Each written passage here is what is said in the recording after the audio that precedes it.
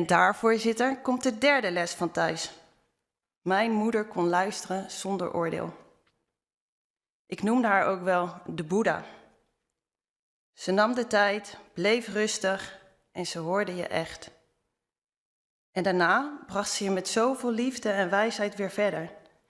En altijd met het vertrouwen dat je het kunt.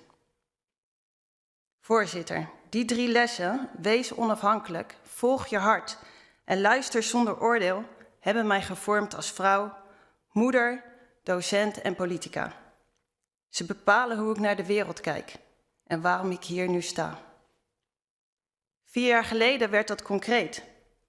Ik deed mee aan een modellenwedstrijd over diversiteit in de media. Je moest stemmen binnenhalen, dus begon ik mijn verhaal te delen op social media. Het bracht me terug naar mijn eigen geschiedenis.